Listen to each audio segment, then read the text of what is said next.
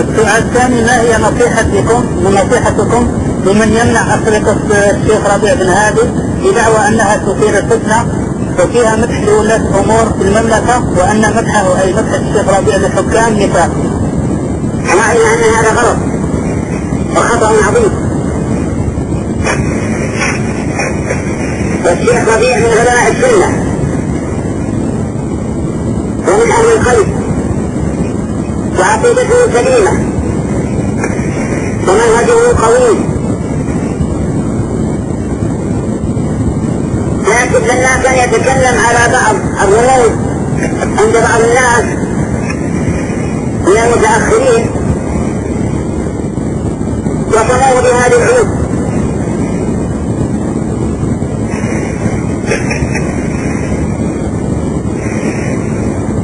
أعرفت؟ الحمد لله محمد وعلى آله وصحبه، وبعد. فقد أطلعني بعض إخواني المغاربة ياسين على كلام لرجل اسمه حماد القباج. هذا الكلام فيه طعن في فضيلة الشيخ الوالد ربيع بن هادي المدخلي وفضيلة الشيخ الوالد محمد سعيد رسلان حفظهما الله وبارك فيهما وفي علمهما وجهدهما.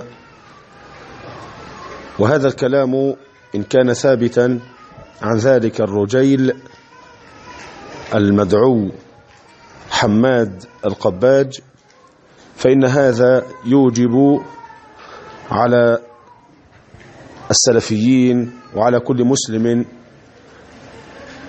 يخشى الله سبحانه وتعالى ويرجو لقاءه على نحو مرض، يوجب عليهم أن يهجروا ذلك الرجل وأن يحذروا منه ومن دعوته، فإنه لا يطعن في أهل السنة إلا أهل البدع وأهل الأهواء والمتحزبون. وهذا الرجل حماد القباج قال كلاما يثير العجب، فإنه يزعم أن دعوة أهل السنة سيما فضيلة الشيخ الوالد العلامة ربيع بن هادي المدخلي وفضيلة الشيخ الوالد محمد رسلان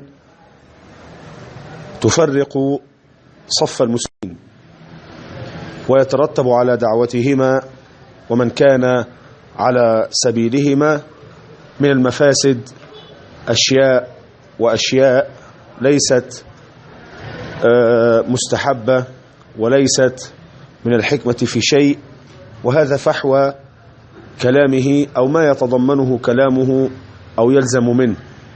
لذا أقول ذلك الرجيل حماد القباج رجل منحرف وجاهل لا يدري ما يخرج من رأسه ويهرف بما لا يعرف، لأن بيان الأخطاء والردود على المخالفين هو منهج أهل السنة والجماعة من زمن رسول الله صلى الله عليه وسلم وإلى يوم الله هذا. والرد على المخالف قد اشتمل عليه كتاب ربنا جل وعلا، واشتملت عليه سنة نبينا صلى الله عليه وسلم، واستفاضت به النقول والآثار عن سلفنا الصالحين. ولا يزال أهل الحق أهل السنة والجماعة إلى يوم الله هذا يردون على المخالفين ببيان أخطائهم والتحذير منهم حتى يسلم للمسلمين دينهم أعزكم الله. ومشكلتنا في هذه الأيام أن الذين يتكلمون بغير علم كثيرون جدا، وللأسف يغررون بمن لا حظ لهم من العلم الشرعي، ويغررون بالمسلمين سيما الذين يحسنون الظن بهم وبدعوتهم. فالواجب على إخواننا السلفيين أهل السنة بالمغرب أن يحذروا من ذلك الرجيل وأن يبينوا ضلاله وانحرافه، وليخبروا الناس أن الطعن في أئمة ومشايخ دعوة أهل السنة والجماعة هو بحد ذاته موجب للخروج عن دائرة أهل السنة وموجب لسقوط الطعن، وكما هو معلوم من منهج سلفنا وامتحانهم بالرجال. فمتى ما وجد من يطعن في أئمة أهل السنة وفي شيوخهم وعلمائهم فهذا موجب لإسقاط الطاعن وموجب لهجره، حتى دون أن يرجع في ذلك لأهل العلم وسؤالهم، لأن الذي يطعن في أهل السنة ما يطعن فيهم لذواتهم، وإنما يطعن فيهم لما معهم من منهج الحق ولما معهم من دعوة النبي عليه الصلاة والسلام. والذين يطعنون في أهل السنة لا يطعنون فيهم إلا لكون أهل السنة قد نالوا من شيوخهم شيوخ الضلال وأئمتهم أئمة الانحراف، ولكون أهل السنة يتعرضون لمنهجهم الضائع منهجهم المنحرف، وبالتالي يضيقون عليهم الخناق، والقوم لا يريدون ذلك. وليعلم أنهم لو طولبوا بذكر الأدلة على طعونهم في أهل السنة والجماعة ما استطاعوا إلى ذلك سبيلا، ولذلك يطلقون ألسنتهم بالألفاظ الموهمة والكلمات العامة وغير ذلك من الأمور التي لا تتضح لعامة الناس، فيظن الناس من خلال ذلك التنفير أن المنفر عنهم هم بحق كما ذكر الطاعن والمنفر. فعلى إخواننا المغاربة وعلى من يقف على أي كلام لأي أحد فيه طعن وغمز ولمز لأهل السنة والجماعة أن يحذر من الطاعنين، وأن ينفر عنهم، وأن يهجر مجالسهم، وأن يرد عليهم ما استطاع إلى ذلك سبيلا، صيانة لدين الله عز وجل وصيانة لمعتقد ومنهج المسلمين، ونصحا لله سبحانه ولكتابه ولرسوله ولأئمة المسلمين وعامتهم. وقبل أن أختم كلامي أقول إن منهج أهل السنة والجماعة هو منهج الحق ودعوة الصدق، ولا سبيل إلى جمع الكلمة ورأب الصدع وتوحيد الصف إلا من خلال دعوة أولئك المباركين، دعوة أهل السنة والجماعة، من أمثال فضيلة الشيخ العلامة ربيع ابن هادي المدخلي، وفضيلة الشيخ العلامة صالح الفوزان، والشيخ صالح اللحيدان، وغيرهم من أئمة العلم والدين، وفضيلة الشيخ محمد سعيد رسلان وإخوانه من علماء أهل السنة. لذا يجب على كل مسلم يغار على دينه وعلى هدي نبيه وسنته ودعوة أهل السنة والجماعة أن يأخذ حذره من أولئك القوم الذين يلمزون علماءنا ويغمزونهم ويطعنون فيهم بالكلام المبطن أو الكلام الصريح، وأن يهجروا مجالسهم ولا يتعاملوا معهم بأي صورة من صور التعامل، وأن يسعوا ما استطاعوا إلى سعيهم سبيلا بالتحذير وبيان الضلال والانحراف.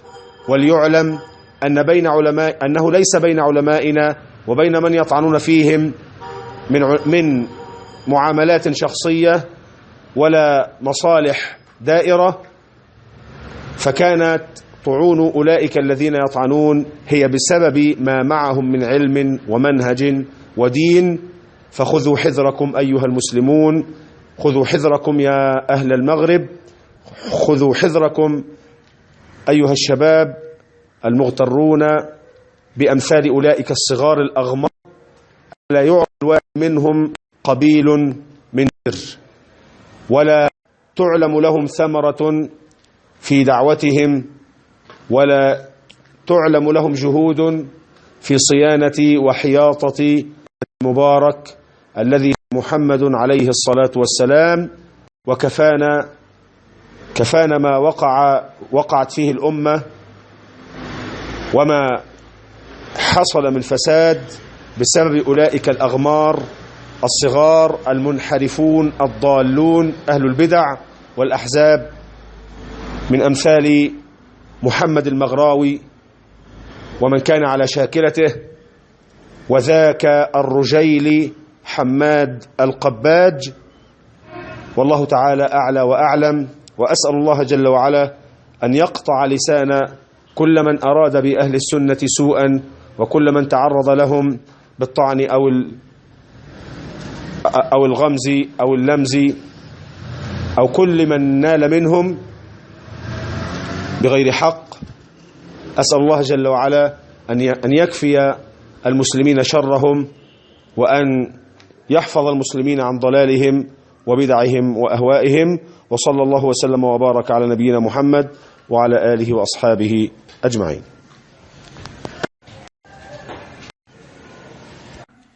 يقول: عندما نتحدث عن الردود والتحذير من أهل البدع، أول من يطعن به هو الشيخ ربيع بن هادي المدخلي، فهل من كلمة حق في هذا العالم المجاهد؟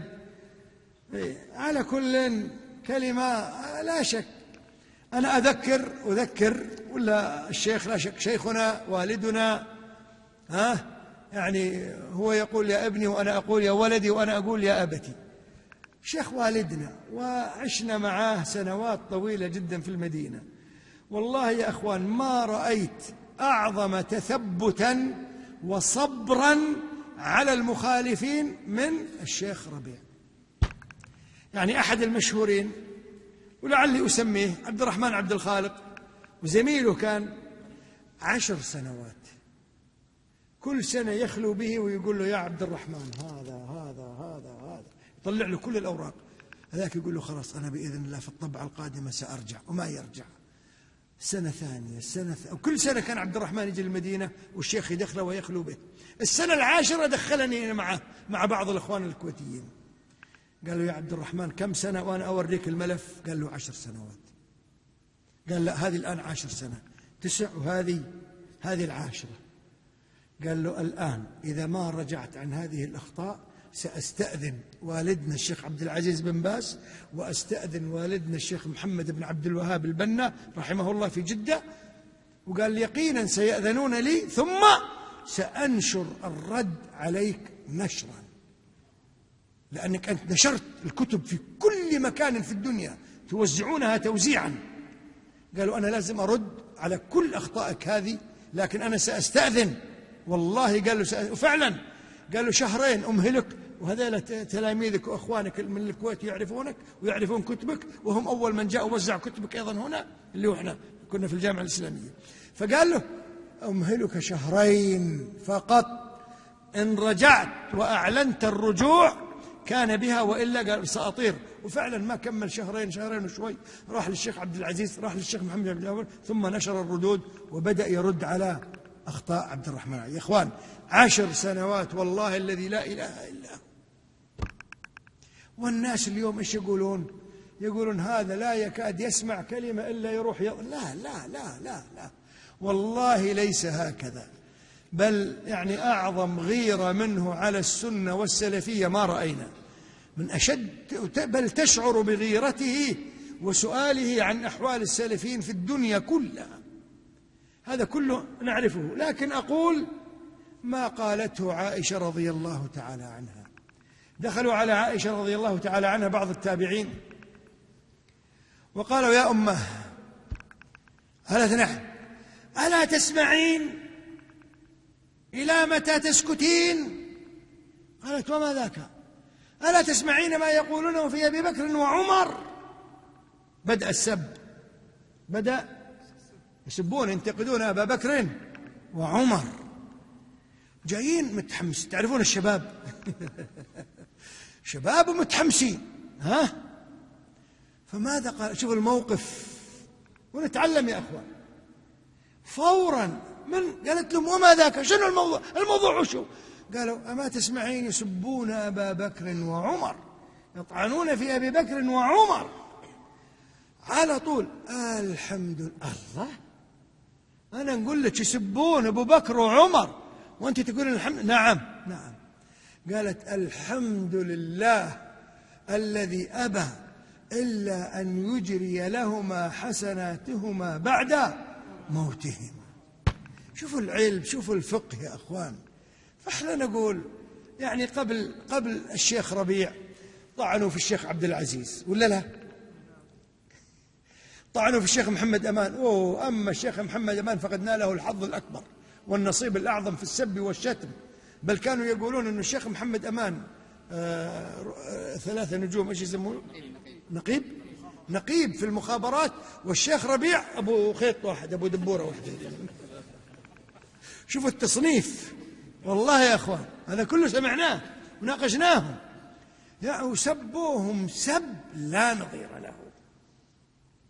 احنا نقول الحمد لله.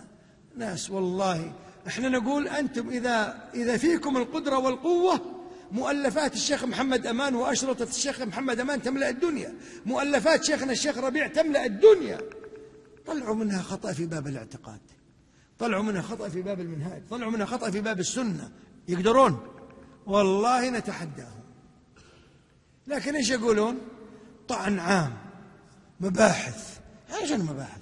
أنا أذكر الشيخ رحمة الله عليه ابن غديان جو وقالوا يقولون أن هذا محمد أمان ومدري من وهذا مباحث.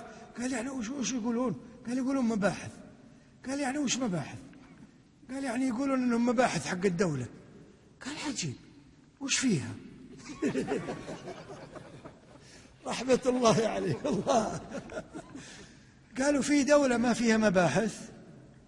النبي صلى الله عليه وسلم كان يرسل العيون يعني شنو؟ قال لهم تسمونهم مباحث؟ قال احنا في الشرع نسميهم عيون. المباحث يعني عيون للحاكم على ايش؟ المجتمع والبلاد والثغور والحدود كلها، يشوفون اي شر يخبرون. قال ضروري. قال اجل لو قامت لكم انتم دولة ما تبي تحطون مباحث؟ الان مثلا هم لو قامت لهم دولة ما بيحطون مباحث؟ ما بيحطون مخابرات؟ هذه مسكوا مصر الآن صحيح؟ ألغوا المباحث، ألغوا المخابرات، ما ألغوا، بل بالعكس راح إيش؟ يزيدونها لا شك. ما في مانع والله. إذا كانوا مباحث حق مثل الدولة اللي تحكم بشرع الله في السعودية، اللي إيران وأهل البدع وأهل الكفر كلهم ضدها، مرحبا بالمباحث يا شيخ. قال الشيخ وش فيها؟ الله يا إخوان، احنا دائما كنا نقول لا ما هم مباحث. الشيخ قال وش فيها؟ وش يعني مباحث؟ وش فيها؟ حقيقة وش فيها؟ نعم.